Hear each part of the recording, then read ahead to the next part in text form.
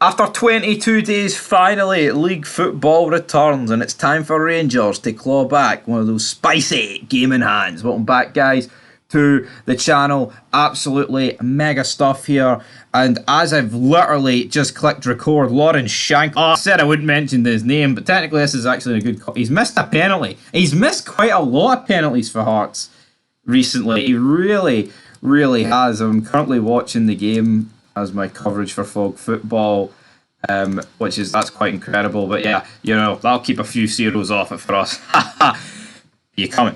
Anyway, into this game. We have been linked with DG Small. Apparently Rangers have entered transfer talks with him on a pre-contract deal, so that's all good. But let's talk about Rangers Football Club, shall we?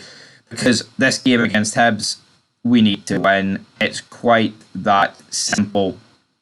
There's no two ways about it for me. It just needs to be a win.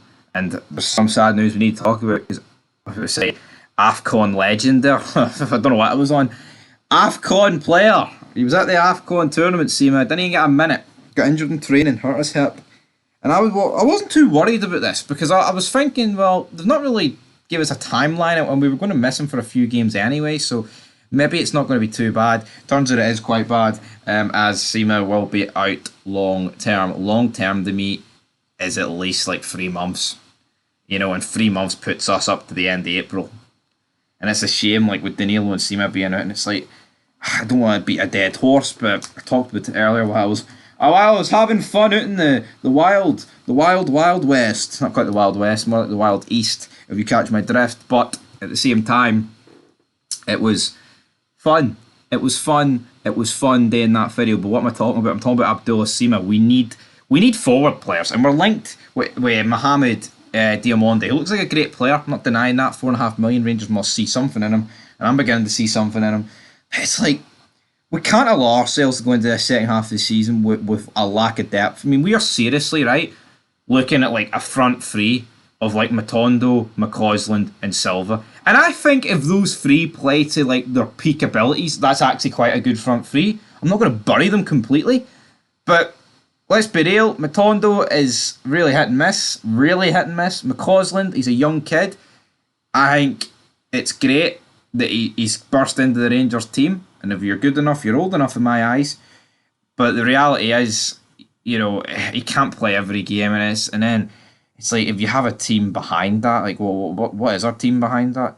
Scott Wright, Dessers, and who do you play out on the left? It's honestly a wee bit scary to think about what this team potentially might be with a few more injuries in that area. But the point is, guys, we're taking on Hibs. Hibs sit, 6th in the league. Things aren't looking particularly great for them. They're just having a pretty lacklustre season. Nick Montgomery came in, promised the world, and for being honest, he's delivered hee-haw. Not really interested in anything that the guy's doing at Hibs. Like, he took a few points off Celtic for us, so I'll give you a round of applause for that. But at the end of the day, it's just like, what are we doing here? Racing our ping pong.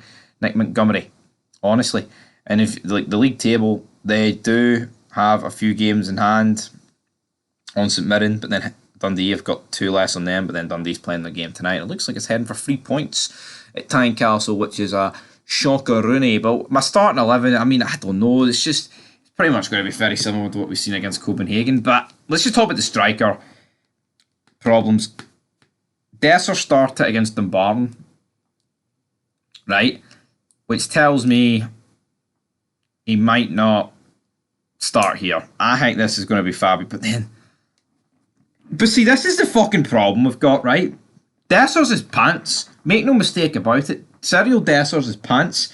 But then Fabio Silva would be getting absolutely flung into the deep end. But I'm sorry, am I the only person that watched the Dumbarton game and witnessed Cyril Dessers miss like 5 open nets in the first 15 minutes? I just don't want to start this guy. I don't. You know what the problem is? I don't want to start him, and then him coming off the bench when you need a goal is an absolute disaster. I don't know. Honestly, man, I actually do not know what sort of team we are going to play tomorrow. It's big problems.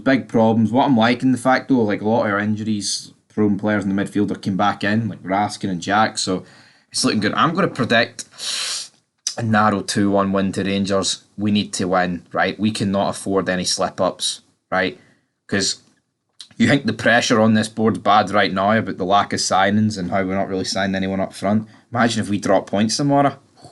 It'll be catastrophic.